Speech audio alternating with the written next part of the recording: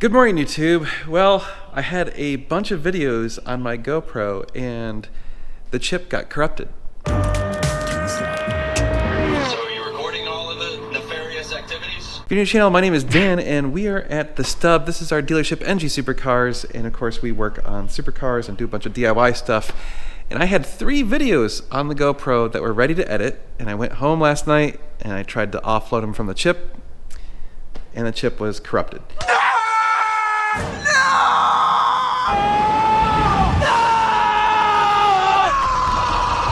If you didn't know, I have a love-hate relationship with GoPro. I think they are pretty good for what we're trying to do, and they're reasonably priced. I mean, sub $500.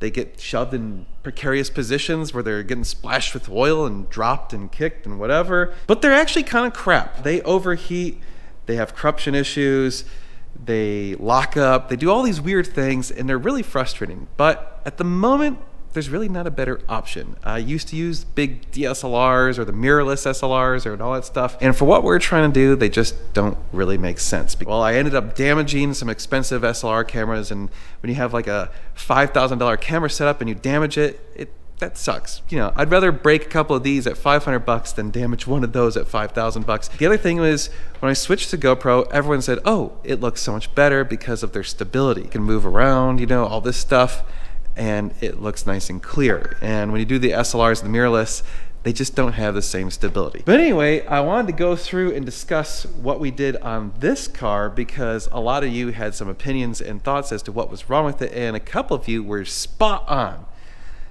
Sort of. There's 2 problems going on with this particular car. If you haven't seen the video of it where Josh and I drove the car, one is there is a transmission issue. So this thing has something going on with the F1 system where I don't know exactly what's happening. Sometimes when you're downshifting from fourth after it's heated up, it only seems to do it when it's hot, it just pops into neutral. And then it seems to just stumble and it can't go into gear and all these weird things. I haven't quite seen it before. I've heard about this before. There's definitely something up with the F1 system itself. I don't know if it's a sensor. I don't know if it's a leaking solenoid. I don't know if it's the actuators. So yesterday we went with the plan that we were going to replace the solenoids. So I actually have the solenoids right there. We were going to replace them. But then when I got halfway through that job, I noticed that the banjo fittings for 2 of the connections were the wrong size banjo fitting. It had like a tiny, teeny little hole, and it should have a big hole because it's a high volume, high flow banjo fitting. So I changed those out thinking maybe that would fix the problem, and well, it did not. However, while we were sitting there trying to figure that out, we noticed something else, which was the engine stalling issue. If you saw that video, you saw it sounded like it was running on one bank or was really stumbling and behaving weird. And stalled. It's in neutral. Yeah, that's weird. Well, that one we did figure out, and again, a couple of you got this spot on. Now, when we bought this car, we were told that it was serviced properly and it had been to Ferrari dealerships and other mechanics and stuff, and I don't know who to believe anymore because, well, this is why we don't trust anyone. Whoever worked on this car did some really wonky stuff. They put in the wrong size battery, and to make things more interesting, they way overfilled the oil. When the engine was off, you could see oil on the dipstick. You should not be able to see oil on the dipstick on these 430s when the car is off. If you see oil on the dipstick when the car is off, it's overfilled. So what happened was, the oil was pushing up into the PCV system, blowing back into the intakes, and actually backed up. It was so much oil, it went backwards towards the air filter and flooded the MAFs. So the MAF sensors got coated in oil. So when the MAFs are coated in oil, well, guess what? They can't really read correctly. So the way we diagnosed that was I told Josh, hey, I'm gonna start the engine and unplug one of the MAFs and see if it changes. So I ran it. He unplugged the passenger MAF, not really any change. Plug it back in, unplug the driver's side MAF, and boom, instantaneously the idle cleaned up.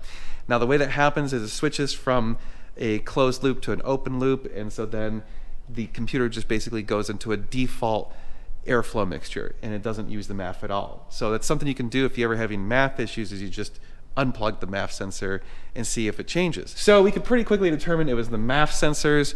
We pulled them out, cleaned them off using MAF sensor cleaner, There was so much oil in the intake system that if you know the design of these, there's a little chamber that's for noise abatement. It was full of oil. Yeah, that much oil was in this thing. We ended up deciding that we just didn't trust anything. We took out all the oil, we did an oil change, changed it all out, and then took it for a test drive after that, and it still had the transmission issue. But the engine is running properly at this time. So, solved one of the two problems. I guess that's a win. So now what we're doing is we're still gonna try one more thing to see if we can't fix the F1 system, which is, well, possibly two things. One is there could be air in the solenoids, or the bleed valves could be loose, and so it ends up leaking when it gets hot. Totally possible, but I think a better solution is we have a really good squid from one of the other cars. In fact, it's basically brand new. I think we're just gonna swap it in. So let's take off the squid on this car, pull it out. So that's the actuators, we call it the squid. So we're gonna pull that out, pull off all those hoses, swap it over to the new one, bleed it, and see if that works. And so if that does, well then, hooray. But I'm gonna make you wait until the next video. So we're gonna work on that. The other thing was we lost two other videos, like I mentioned. One was we lost one of our reviews of one of the cars that's for sale, a Porsche GT4. So unfortunately, we're gonna have to remake that video, and sadly, that means that you won't get our initial reactions, our real reactions, because that's one of the things where I really pride ourselves on this channel is we don't retake, we don't plan anything like as far as the content in the video. It's all real, it's all first shots, it's our real reactions. So we're gonna have to kind of try and remember how we felt and all that stuff, even though we've already driven it now. So I'm sorry about that. The other thing is that we took out the drive shafts on Josh's car, and I lost that content as well. Oh, well, not all of it. So I'll show you some of the content. We ended up getting the drive shafts out by using a impact wrench. So I'll show that footage. I believe we have some of that. What I don't really have is us disassembling the drive shaft and reassembling it. I think we have some of that. So I'll show you what I can of that. Basically, of all the footage I had on the chip, it lost about 75% of it. So I guess what I'll do now is kind of show you some clips that I still retained.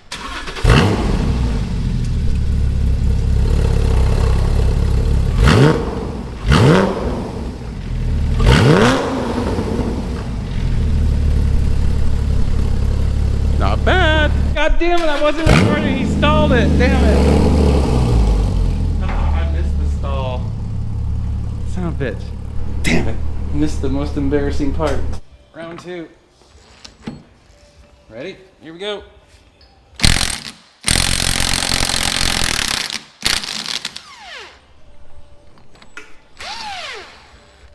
Okay. Let me tell you, these things are in there, YouTube. So I'm using a socket, putting it up on there to not damage the actual splines or anything, and then beating it with the hammer.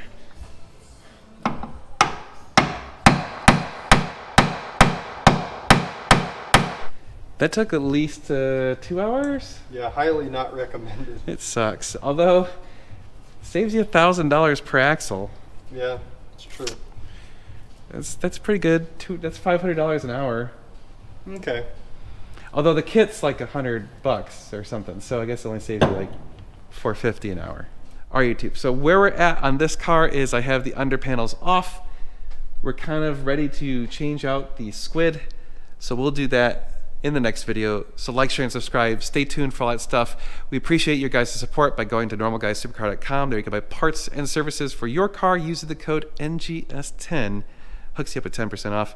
And ngsupercars.com, that is our dealership. Buy some cars from us. That keeps this whole thing going. We appreciate it very much. We'll see you guys in the next one. You're going to want to stay tuned. It's going to be sweet.